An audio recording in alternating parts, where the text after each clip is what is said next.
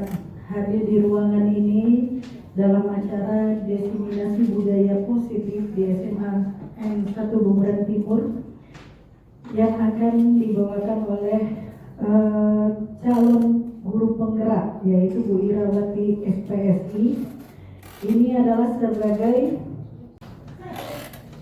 adalah pengimbasan modul 1.4 dalam CGP. Agar acara ini berjalan lancar, yang pertama marilah kita berdoa. Akan dipimpin oleh Pak Imron Solikin. Kepada Bapak dipersilahkan. Assalamualaikum warahmatullahi wabarakatuh.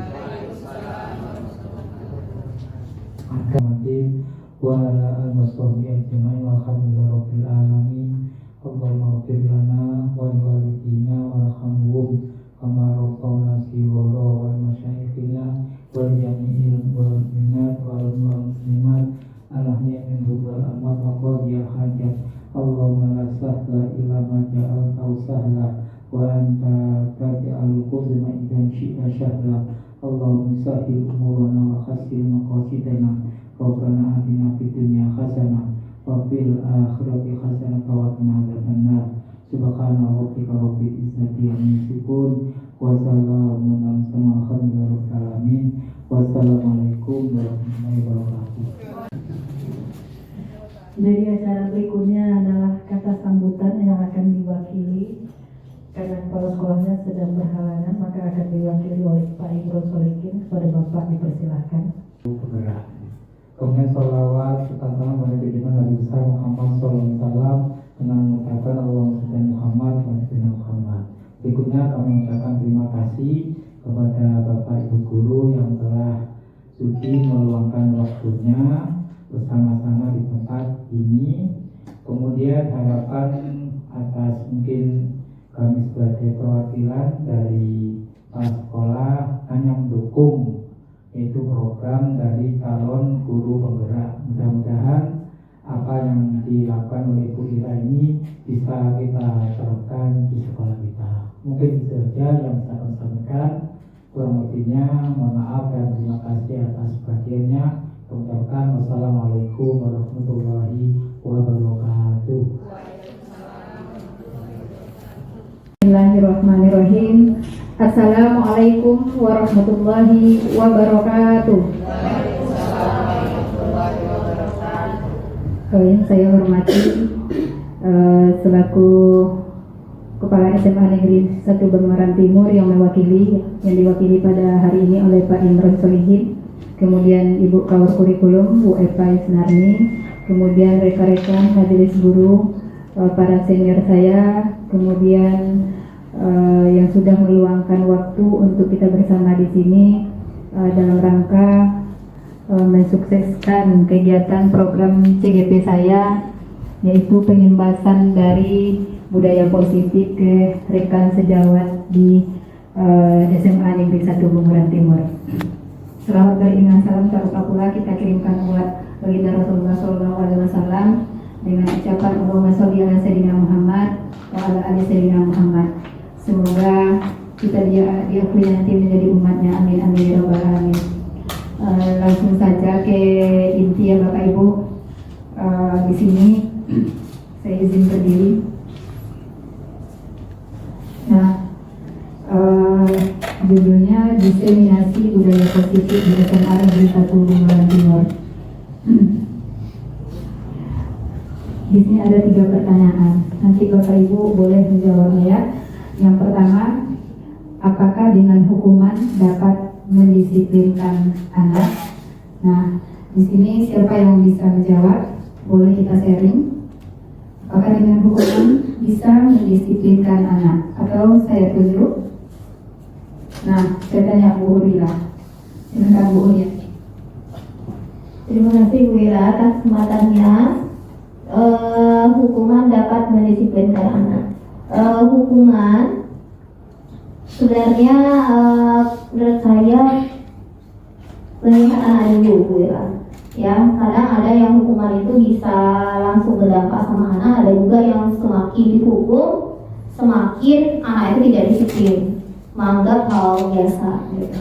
Jadi jadi kalau dibilang hukuman dapat mendisiplinkan anak, ada yang bisa, ada yang tidak, saya kira.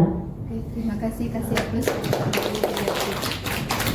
Terima kasih jawabannya ya atas Bu Uri yang telah memberikan argumentasi bahwa hukuman itu bisa sebagian bisa mendisiplinkan tergantung dari anaknya ya. Kemudian yang kedua, pemberian hukuman dengan positif dapat meningkatkan disiplin anak seperti menghukum secara reward dengan pemberian reward, apakah juga bisa mendisiplinkan anak? Kira-kira ada yang bisa menanggapi? Pak Wang? Ayo, silakan. Oke, nomor 2, pemberian hukuman dengan positif dapat meningkatkan disiplin anak. Ini sebenarnya ada 2 kategori, Bu. Ya. Dengan positif dapat meningkatkan kedisiplinan anak itu memiliki 2 kategori, yaitu anak yang terbiasa di rumah dan anak yang tidak terbiasa di rumah. Karena dasarnya itu dari rumah orang tua. Kalau di rumah diawali dengan kedisiplinan orang tua, maka di sekolah itu akan bisa sejalan. Ya, walaupun di sekolah begitu banyaknya aturan, tapi kalau di rumahnya tidak, nanti anak tidak akan terbiasa juga. Lanjut, memberikan penghargaan dapat meningkatkan motivasi belajar anak. Apakah dengan memberikan penghargaan hadiah berupa hadiah dapat meningkatkan motivasi anak? Silakan Mbak Denis. Saya yang tahu ya. Nah, ketika kita mendapatkan target itu sebuah reward juga buat kita. Bukan apalagi anak. Walaupun rewardnya itu hanya coklat, permen gitu kan. Tetapi kalau kita tampilkan anak itu di depan, ini loh, itu ada kebanggaan tersendiri. Paling tidak kembang ujungnya, gitu kan ya. Ini kue, gitu kan. Apalagi anak-anak seusia anak kita itu adalah masa-masanya mereka mencari-cari diri dan butuh pengakuan. Nah, seperti itu.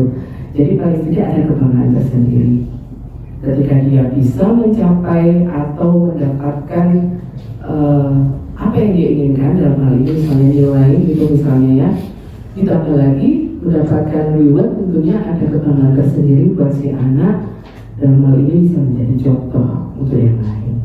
Saya kira itu aja Bu Ira. Terima kasih. Jawaban yang sangat luar biasa dari Mbak Denis, bahwa dengan pemberian reward itu ya manusiawi lah kita ya, dengan dikasih hadiah pasti kita muncul motivasi untuk contoh aja lah, setiap olimpiade itu pasti tanding itu kan juara ya. Nah itu kita tidak menafik juga. Nah di sini ada simulasi. Coba saya minta Ibu yang bersedia, Bu Widi ke depan.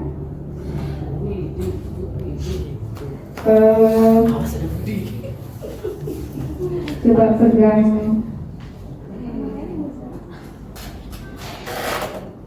ini, ada yang sesuatu yang berharga yang Ibu punya, coba dipegang. Kemudian nah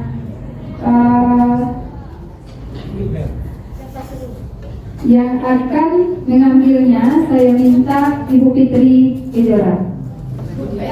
Binora. Ibu Fitri Nora. Ayo Nora. Nah, di sini ayo Bu, silakan. Banting kalau perlu Ibu itu. Nah, di sini Bu Wiji kan coba dibuka tangannya dengan sesuatu benda tadi. Kemudian ditutup. Ini kan barang yang berharga dari Ibu. Nah, ketika ini sahabat dekat, sahabat kerja, kemudian beliau ini tertarik dengan apa yang ada di genggaman Ibu. Nah, kira-kira Ibu Fitri ini bisa nggak merebut itu dari ibu, baik secara rayuan, kemudian secara pelepasan atau gimana? Yang penting bisa nggak ibu mempertahankan sesuatu yang ada yang ibu punya? Silakan. Dari mulai yang halus sampai yang kasar.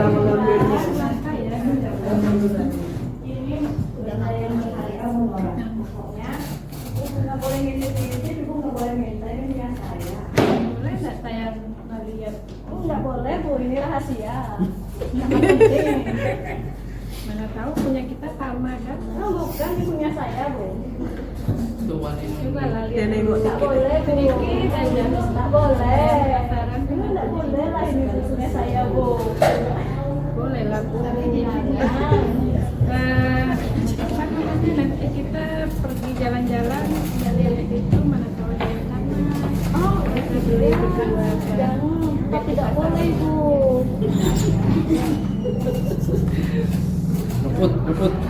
Rebut. Ancam Bu. Ancam dulu. Kayak panik. Kayak mani. Yang merusak kulkas tuh. Berhasil nggak atau ibu Boleh lah. menyerah? Coba lihat sedikit aja. Lihat Banting. di luarnya aja. Banting lagi. Ya siapa nangis pula kan? Sama nggak punya kita ini Ibu? Sedikit melihat sedikit saja Ibu. Tak boleh. Oke. Ibu Nura gimana? Menyerah atau dilanjutin? Lanjutin, banting dia Bu. Keluarkan tekniknya bu. Galak amat.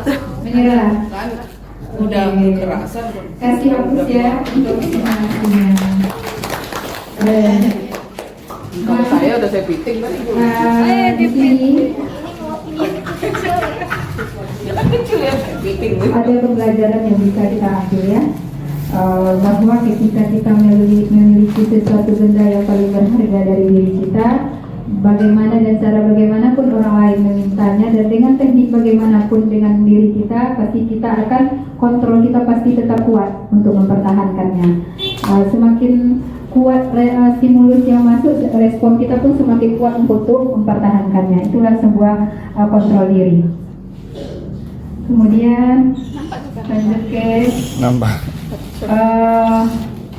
budaya positif. Nah, konsep yang akan dipelajari dengan budaya positif itu yang pertama, perubahan paradigma belajar, yang kedua, disiplin positif, yang ketiga, nilai kebajikan, yang keempat, kebutuhan dasar manusia, yang kelima, motivasi perilaku manusia, yang keenam, posisi kontrol guru, yang ketujuh, keyakinan kelas, yang kedelapan, segitiga restitusi. Nah, yang kedelapan inilah yang harus ada dalam budaya positif yang akan selalu mempengaruhi nantinya. Kita masuk tentang paradigma baru. Di sini paradigma baru, bahwa pembelajaran dengan paradigma baru merupakan pembelajaran yang dirancang berdasarkan prinsip pembelajaran berdiferensiasi, sehingga para peserta didik belajar sesuai kebutuhannya berdasarkan tahap perkembangan sesuai teori psikologi modern untuk mewujudkan profil pelajar Pancasila. Nah, di kurikulum Merdeka kan kita tahu profil pelajar Pancasila itu yang pertama ada beriman dan bertakwa kepada Tuhan Yang Maha Esa, kemudian berkebinekaan global, kemudian bergotong royong, kemudian kreatif, kemudian bernalar kritis, selanjutnya merdeka. Profil pelajar Pancasila. Nah, masalah miskonsepsi tentang paradigma yang baru ke lama, di sini muncullah teori kontrol dari William seorang tokoh psikologi modern. Kemudian di sini dia meluruskan tentang bahwa selama ini guru itu sebagai pengontrol murid. Nah, pada dasarnya di sini dia merubah pandangan bahwa kita tidak boleh mengontrol murid, karena murid itu punya kebebasan juga, kebebasan untuk mengekspresikan dirinya, kemudian untuk dalam yang berdiferensiasi ya, untuk mengaktualisasinya sesuai dengan bakat dan minat mereka. Kemudian juga bahwa semua peluang positif, efektif dan bermanfaat. Nah, ternyata selama ini bahwa kita mengasih penguat positif itu bermanfaat gitu loh. Ternyata menurut teori psikologis ini bahwa ini hanya kalau untuk jangka panjang kurang bagus gitu, memberikan penguat positif. Kemudian nanti kalau untuk intensitas terlalu memberikan penguat positif, anak juga tidak kreatif ya. Nah, di sini. Kemudian ilusi bahwa kritik dan saran membuat rasa bersalah mampu menguatkan karakter. Selama ini kadang-kadang guru selalu kadang mengkritik anak itu tidak memiliki bahasa yang sebenarnya kita dengan anak itu tidak boleh terlalu mengkritiknya lebih ke positif, mengkritiknya lebih ke hal positif, tidak untuk mengkritik menjatuhkan anak. Nah, kemudian di sini juga ilusi bahwa orang dewasa berhak memaksa. Nah, di sini kan Islam itu mengatakan bahwa kita ini kan yang selalu ancaman atau hukuman. Nah, kalau di sini masalah disiplin positif ini, hendaknya anak itu melakukan segala sesuatu itu tanpa ada reward dari kita, tanpa ada harus dihukum dulu. Nah, itulah maksudnya bagaimana cara menumbuhkan itu dalam dirinya atas kemauan dia sendiri. Itulah yang dimaksud dengan disiplin positif. Tidak dari lingkungan, tidak pengaruh dari lingkungan, harus dari dirinya sendiri. Kemudian sebagai pendidik, tujuan kita adalah menciptakan peserta didik yang memiliki disiplin diri sehingga mereka berperilaku mengacu kepada nilai-nilai kebajikan universal dan memiliki motivasi intrinsik dalam perubahan perilaku ke arah yang lebih baik. Nah, program TYP, toleransi, rasa hormat, integritas, mandiri, menghargai, antusias, empati, keingintahuan, kreativitas, kerjasama, percaya diri, dan komitmen. Di sini juga diambil dari organisasi yaitu keterampilan hidup life skill, yang dimana dapat dipercaya, lurus hati, pendengar yang aktif, tidak merendahkan orang lain, dan memberikan yang terbaik dari diri. Nah, inilah contoh nilai-nilai kebajikan yang sudah disepakati bersama berdasarkan institusi dan organisasi ya. Ini dari nilai-nilai tersebut tadi yang akan dikembangkan nanti di sekolah kita. Selanjutnya kebutuhan dasar manusia. Nah, kebutuhan dasar posisi penghukum, mungkin Bapak Ibu bisa nanti mengawasi posisi saya di mana gitu. Kalau penghukum, kita selalu marah-marah dengan anak ketika dia berbuat salah. Kalau posisi di sini, kita juga marah-marah, terkadang menghadiknya gitu loh. Nah, di sini lebih parah. Untuk jangka panjang nanti perasaan dia akan terluka. Kalau di sini sebagai teman, ketika sebagai teman, kita bawa anak berteman nih. Tapi nanti juga akan ada yang tersakiti dan akan ada yang anak-anak yang menganggap kita sebagai kawannya juga dia tidak kreativitas nanti dalam menyelesaikan masalahnya. Kemudian sebagai pemantau, kemudian di sini sebagai manajer. Nah, di antara 5 posisi kontrol ini, kalau bisa seorang guru berada pada posisi manajer. Karena nanti dengan posisi manajer, anak yang mencari solusi tentang apa yang terjadi di dirinya sendiri. Contoh kasusnya terlambat, kenapa alasan terlambat, kemudian juga saya tanya nanti kira-kira apa solusi agar kamu tidak terlambat. Dia cerita nanti, oh saya pakai alarm bu, saya minta tolong dibangunkan dengan orang tua. Kemudian saya tanya lagi, kapan bisa dilaksanakan agar tidak terlambat. Nah, kalau dia bilang mulai hari ini, mulai ke depan bu, nanti saya pantau. Nanti kan di sini memantau ya. Nanti oke, kalau kamu buat lagi nanti apa konsekuensinya? Nah, model itulah penerapan restitusi. Contoh posisi kontrol guru. Di sini kasus siswa tidak memakai atribut lengkap saat upacara bendera. Ini posisi kontrolnya. Yang pertama sebagai teman, ayo dong ikuti aturan sekolah. Tolong bantu ibu atau bapak ya sekali ini. Saya tidak apa-apa. Kali jangan sampai berbuat seperti ini. Nah, ini bahasa-bahasa kita ketika kita memposisikan diri di anak masuk keyakinan kelas. Mengapa keyakinan kelas kok nggak peraturan kelas saja? Nah, ini dia ya. Bahasa sekarang itu keyakinan kelas pula. Bahasa dulu kita kan peraturan kelas, peraturan sekolah. Karena kalau sekarang keyakinan sekolah. Ini dia di sini. Keyakinan kelas bersifat abstrak, nampak. Kemudian berupa pernyataan universal. Kemudian dibuat dalam pernyataan positif sedikit saja agar mudah diingat. Kemudian sesuai dengan kondisi kelas dan sekolah sehingga mudah diterapkan. Kemudian semua warga sekolah, warga kelas dilibatkan dalam membuat keyakinan kelas. Nah, ada keterlibatan semuanya ya. Di situ dalam membuat keyakinan kelas itu saling berkontribusi dari anak-anak dulu, dari anak-anak kesepakatannya bersama-sama. Nanti ditempel seperti ini Bapak Ibu. Ibu Ira boleh di slideshow nggak kebaca. Ini nggak bisa slideshow, PDF. Ini PDF. Kayak gitu. Ya. Nah, ini keyakinan kelas, contoh di kelas 10-6. Kemudian ini tiap anak menempelkan ini di madingnya. Nanti ketika dia melanggar juga konsekuensinya sudah dibicarakan oleh wali kelas dengan warga di kelasnya. Ini dalam rangka membuat keyakinan kelas. Lanjut segitiga restitusi. Ini tadi yang dibahas ya dalam penanganan siswa, yaitu menggunakan segitiga restitusi. Suatu proses dialog yang dijalankan oleh guru agar mendapat menghasilkan murid yang mandiri dan bertanggung jawab. Nah, di sini ada segitiga. Yang pertama menstabilkan identitas, kemudian validasi tindakan yang salah, dan kemudian menanyakan keyakinan. Nah, di sini menstabilkan identitas itu dengan anak datang dengan masalah, contoh dia terlambat. Bagaimana proses menstabilkan identitas? Nah, di situ kita harus mengasih peluang positif. Ya, salah saya juga pernah melakukan hal salah ke anak. Jangan langsung kita bilang, oh iya, kamu terlambat tiap harinya saya lihat. Kan gitu ya. Kita harus bahasanya lebih ke biasa terlambat, manusia itu selalu hilang, gitu kan? Nah, ini di sini. Kemudian validasi tindakan yang salah. Nah, kita tanya, tindakan-tindakan nilai-nilai kebajikan apa yang sudah dilanggar anak tadi? Contoh dia terlambat, berarti nilai kesopanan, kemandirian. Nah, kemudian di sini menanyakan keyakinannya.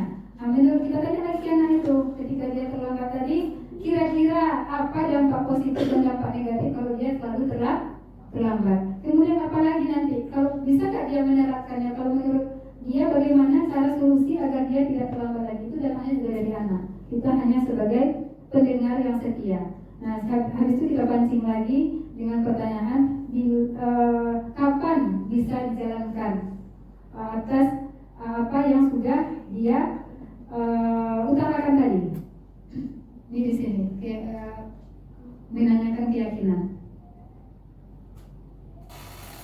Nah, di sini pada tahap menstabilkan identitas berdasarkan prinsip bahwa kesalahan adalah bagian dari proses pembelajaran. Kemudian berbuat salah itu wajar. Tidak ada manusia yang sempurna. Ini bahasa-bahasa yang harus muncul ketika kita dalam tahap restitusi menstabilkan identitas. Bapak, Ibu juga pernah melakukan itu. Bapak, Ibu tidak mau mencari siapa yang salah, tapi Bapak, Ibu ingin mencari solusi dari masalah ini. Kamu berhak merasa begitu. Itu tahap menstabilkan identitas. Kemudian validasi tindakan yang salah. Di sini kamu pasti punya alasan mengapa melakukan itu. Padahal kamu bisa melakukannya lebih buruk dari ini ya. Kamu patut bangga karena telah melindungi sesuatu yang penting buatmu. Kamu melakukannya karena mempertahankan sesuatu yang penting bagimu. Ini contoh-contoh bahasa-bahasa pada validasi tindakan yang salah. Kemudian menanyakan keyakinan ini. Apa keyakinan kelas kita yang sudah kamu langgar gitu. Nah, ini di sini. Nilai-nilai apa yang telah disepakati bersama? Kemudian seperti apa gambaran sebuah kelas yang ideal menurut kamu? Kamu ingin menjadi orang yang seperti apa? Oh, selesai. Nah, penutup. Dalam penerapan program disiplin positif, hendaknya guru memiliki standar kepribadian profesional. Kita harus profesional dengan anak. Kemudian sosial yang baik, di mana guru mampu merefleksikan dirinya dalam posisi kontrol saat ini. Bagaimana perjalanan dirinya sebagai amo atau manajer yang menuntun murid-muridnya menjadi insan yang mandiri, merdeka, dan bertanggung jawab. Standar nasional pendidikan. Nah, inilah mengenai disiplin positif. Nah, kira-kira ada yang bertanya? Kalau tidak ada yang bertanya Bapak Ibu? Tidak ada ya? Nah, kalau tidak ada demikianlah presentasi saya pada hari ini. Semoga bermanfaat. Kalau benarnya datangnya dari Allah, dari Allah Subhanahu wa Ta'ala, kalau kesalahan itu kesalahan dari datang dari diri saya sendiri.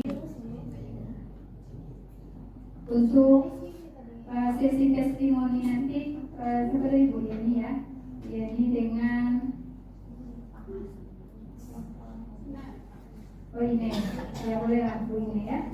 Untuk testimoni dari kegiatan ini, orang lain berwarna ini. Ya, demikian saya kembalikan ke MC. Silakan silakan dirinya Bapak Ibu.